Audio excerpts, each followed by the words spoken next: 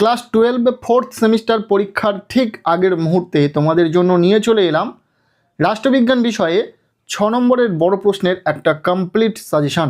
পরীক্ষাতে 3টি 6 নম্বরের বড় প্রশ্নের উত্তর লিখতে হবে। আর যেহেতু তোমাদের 2x সিস্টেম রয়েছে, সো 3টির জন্য 6টি প্রশ্ন পরীক্ষাতে থাকবে, অর্থাৎ প্রতিটা প্রশ্নের বিকল্প হিসাবে আরও একটি করে প্রশ্ন থাকবে। 6টি প্রশ্নের মধ্যে থেকে তোমাদেরকে 3টি প্রশ্নের উত্তর লিখতে হবে। আজকের এই সাজেশন ভিডিওতে আমরা তোমাদেরকে 9টি প্রশ্ন বলে দেব। 6টি প্রশ্ন পরীক্ষাতে আসবে, একদম হুবহু তোমাদের পরীক্ষাতে কমন এসে যাবে যদি আজকের এই ভিডিওতে বলা প্রতিটা প্রশ্ন খুব ভালো করে পড়ে রাখো। রাষ্ট্রবিজ্ঞান পরীক্ষাতে যে প্রশ্নটি আসতে চলেছে একদম হুবহু সেই প্রশ্নটিই বলে দেবো। দাগ নাম্বার ধরে ধরে প্রতিটা প্রশ্ন তোমাদেরকে বলে দেব। চলো প্রথম থেকে প্রশ্নগুলো দেখে নেওয়া যাক। যেভাবে প্রশ্নপত্রের দাগ নাম্বার অনুযায়ী প্রশ্ন আসে, পাশাপাশি অধ্যায় ভিত্তিক কোন অধ্যায় থেকে প্রশ্ন আসবে, কোন দাগে, সমস্তটাই শেয়ার করছি। একদম বুঝে নেবে। প্রশ্নপত্রে 9-এর দাগে অর্থাৎ বিভাগ গ 9-এর দাগে থাকবে 6 নম্বরের বড় প্রশ্ন। 9, 10 এবং 11 এই 3টি 6 নম্বরের বড় প্রশ্ন থাকবে। 9-এর দাগে যে প্রশ্নটি থাকবে তার অথবা হিসাবে আরও একটি প্রশ্ন থাকবে, অর্থাৎ 2টি প্রশ্ন থাকবে 9-এর দাগে। যে কোনো একটি প্রশ্নের উত্তর লিখতে হবে। আমরা তোমাদেরকে 9-এর দাগ থেকে 3টি প্রশ্ন বলে দেব। এই 3টি প্রশ্ন পড়া থাকলে হুবহু একটি প্রশ্ন তোমরা অবশ্যই পরীক্ষাতে লিখতে পারবে। এই প্রশ্নের মধ্যে থেকে তোমাদের পরীক্ষাতে প্রশ্ন আসবে। দেখে নাও প্রশ্নগুলি। প্রথম প্রশ্ন, আন্তর্জাতিক সম্পর্ক কাকে বলে? আন্তর্জাতিক সম্পর্ক এবং আন্তর্জাতিক রাজনীতির মধ্যে পার্থক্য উল্লেখ করো। ভীষণ ইম্পর্টেন্ট একটি প্রশ্ন, খুব ভালো করে পড়বে। এরপর দ্বিতীয় প্রশ্ন, উদারনীতিবাদের মূল বৈশিষ্ট্যগুলি আলোচনা করো। এর সাথে মার্ক্সবাদের মূল নীতিগুলি লেখো। এই প্রশ্নটিও অত্যন্ত গুরুত্বপূর্ণ প্রশ্ন, খুব ভালো করে পড়বে। এরপর 3 নম্বর প্রশ্ন, আন্তর্জাতিক সম্পর্কের ক্ষেত্রে আদর্শবাদ এবং বাস্তববাদের তুলনামূলক আলোচনা করো। ব্যাস, এই 3টি প্রশ্ন যদি তুমি খুব ভালো করে পড়ে রাখতে পারো, হুবহু পরীক্ষাতে 9-এর দাগের প্রশ্ন তুমি কমন পাবে। 2টি প্রশ্ন থাকবে, একটি প্রশ্নের উত্তরে লিখতে হবে। এই প্রশ্নগুলি আসবে তোমাদের পাঠ্য বইয়ে প্রথম অধ্যায় থেকে। 6 নম্বরের বড় প্রশ্ন, আন্তর্জাতিক সম্পর্ক, মূল ধারণা এবং রাজনৈতিক তত্ত্ব। এই প্রথম অধ্যায় থেকে এই প্রশ্ন 3টি তোমরা খুব ভালো করে পড়ে রাখো 6 নম্বরের বড় প্রশ্নের জন্য। তাহলে কিন্তু পরীক্ষাতে হুবহু এই 3টি প্রশ্নের মধ্যে 2টি প্রশ্ন পরীক্ষাতে আসবে। একটি প্রশ্নের উত্তর লিখতে হবে। নেক্সট আমরা দেখে নেব পরবর্তী যে প্রশ্নটি, 10-এর দাগ, বিভাগ গড় 10-এর দাগে যে প্রশ্নটি আসবে সেখানে 2টি প্রশ্ন থাকবে। আমরা তোমাদেরকে 4টি প্রশ্ন বলে দেব। হুবহু এখান থেকেই তোমাদের পরীক্ষাতে 2টি প্রশ্ন আসবে। 2টির মধ্যে থেকে একটি প্রশ্নের উত্তর লিখতে হবে। কিভাবে সাজেশনটা তোমাদের জন্য রেডি করা হয়েছে একদম বুঝতে পারছো। অধ্যায় তো বলে দিচ্ছি, পাশাপাশি একদম দাগ নাম্বার অনুযায়ী তোমাদেরকে প্রশ্ন বলে দিচ্ছি। প্রতিটা বিষয়ের সাজেশন কিন্তু আমরা এইভাবে শেয়ার করছি। ইতিমধ্যে বেশ কিছু বিষয়ের সাজেশন ভিডিও এসে গেছে চ্যানেলে। তোমরা যারা সেই ভিডিওগুলি দেখোনি অবশ্যই চ্যানেলে ভিজিট করে ভিডিওগুলি দেখে নেবে। আমি এই ভিডিওর ডেসক্রিপশানেও সেই ভিডিওগুলির লিঙ্ক দিয়ে রাখার চেষ্টা করব। এই প্রশ্নগুলি আসবে 3য় অধ্যায় বিশ্বায়ন থেকে। যে প্রশ্নগুলি তোমরা পড়বে, প্রথম প্রশ্ন, বিশ্বায়ন কিভাবে বিশ্বের অর্থনৈতিক ও সাংস্কৃতিক ক্ষেত্রকে প্রভাবিত করেছে তা মূল্যায়ন করো। এরপর দ্বিতীয় প্রশ্ন, বিশ্বায়নের প্রকৃতি আলোচনা করো। এর সাথে বিশ্বায়নের পক্ষে ও বিপক্ষে যুক্তিগুলি লেখো। এই প্রশ্নটি অত্যন্ত গুরুত্বপূর্ণ প্রশ্ন। এরপর 3 নম্বর প্রশ্ন, বিশ্বায়নের সংজ্ঞা দাও। বিশ্বায়নের বিভিন্ন বৈশিষ্ট্যগুলি আলোচনা করো।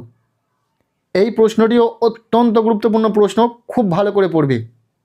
এরপর 4 নম্বর প্রশ্ন, ভারতের উপর বিশ্বায়নের অর্থনৈতিক প্রভাব আলোচনা করো।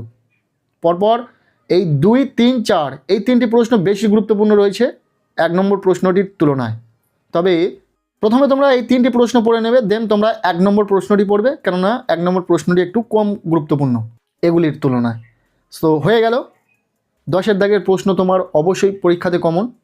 এর মধ্যে থেকে 2টি প্রশ্ন পরীক্ষাতে আসবে।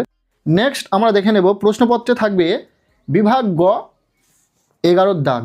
এই 11-র দাগে যে প্রশ্নটি থাকবে তার বিকল্প হিসেবে আরও একটি প্রশ্ন থাকবে। 11-র দাগের 2টি প্রশ্ন তোমরা পরীক্ষাতে পাচ্ছ। এই 2টি প্রশ্নের জন্য আমরা কটি প্রশ্ন পড়ব? মাত্র 4 থেকে 5টি প্রশ্ন। যদি তোমরা পড়ো এখান থেকেই পরীক্ষাতে 100% প্রশ্ন কমনে আসবে। এই প্রশ্নগুলি আসবে তোমাদের পাঠ্য বইয়ে 4র্থ অধ্যায় ভারত সরকারের বিভিন্ন বিভাগ। এই অধ্যায় থেকে প্রশ্ন আসবে। সো এই অধ্যায় থেকে তোমরা 6 মার্কের জন্য যে প্রশ্নগুলো গুরুত্ব সহকারে পড়ে রাখবে। প্রথম প্রশ্ন, ভারতের রাষ্ট্রপতির জরুরি অবস্থা সংক্রান্ত ক্ষমতার সম্পর্কে লেখো। অত্যন্ত গুরুত্বপূর্ণ একটি প্রশ্ন, একটু ঘুরিয়েও আসতে পারে প্রশ্নটি। ভারতের রাষ্ট্রপতির ক্ষমতা ও পদমর্যাদা সম্পর্কে লিখতে হতে পারে, সেক্ষেত্রে সেটা একটু দেখে রাখবে। এরপর দ্বিতীয় প্রশ্ন, প্রধানমন্ত্রীর ক্ষমতা ও কার্যাবলী আলোচনা করো। এই প্রশ্নটিও গুরুত্বপূর্ণ রয়েছে। এরপর 3 নম্বর প্রশ্ন, ভারতের সুপ্রিম কোর্টের গঠন ও কার্যাবলী আলোচনা করো। খুব ভালো করে তোমাদেরকে এই প্রশ্নটি পড়তে হবে। এরপর 4 নম্বর প্রশ্ন, ভারতীয় পার্লামেন্টের উভয় কক্ষের মধ্যে সম্পর্ক আলোচনা করো। এটিও ভীষণ ইম্পর্টেন্ট একটি প্রশ্ন, খুব ভালো করে পড়বে। উভয় কক্ষের সম্পর্ক দেখলে তার গুরুত্বপূর্ণ কাজগুলো দেখে রাখতে হবে, সেক্ষেত্রে পার্লামেন্টের গুরুত্বপূর্ণ কাজগুলি দেখে রাখবে। প্রশ্নটি একটু ঘুরিয়েও আসতে পারে, পার্লামেন্টের গুরুত্বপূর্ণ কাজগুলি আলোচনা করতে বলা হতে পারে, ঠিক আছে? তাই প্রশ্নটি এইভাবেও দেখে রাখবে খুব ভালো করে। এরপর শেষ প্রশ্ন, লোকসভার স্পিকারের ক্ষমতা ও কার্যাবলী আলোচনা করো। এটিও গুরুত্বপূর্ণ রয়েছে, দেখে রাখবে।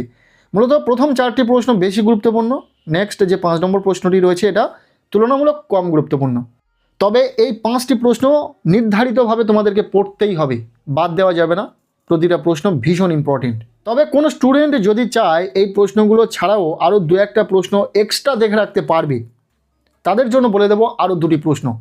এটা সবার জন্য নয়, যারা পারবে পড়তে শুধুমাত্র তারাই পড়বে।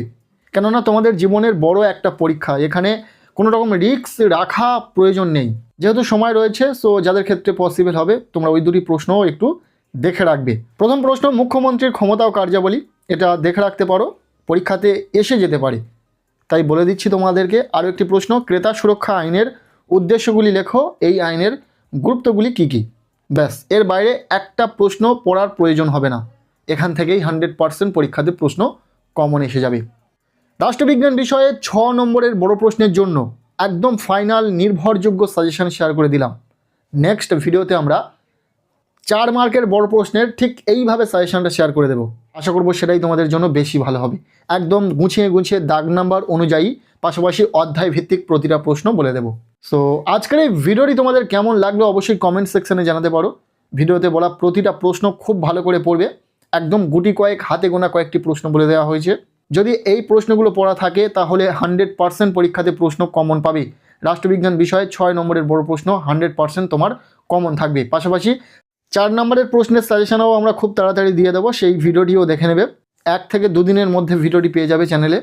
আর আমরা ইতিমধ্যে বাংলা, ইতিহাস, এডুকেশন প্রভৃতি বিষয়ের সাজেশন এবং নমুনা প্রশ্নপত্রের সেট শেয়ার করেছি। যারা সেই ভিডিওগুলি দেখোনি অবশ্যই চ্যানেলে ভিজিট করে ভিডিওগুলি দেখে নেবে।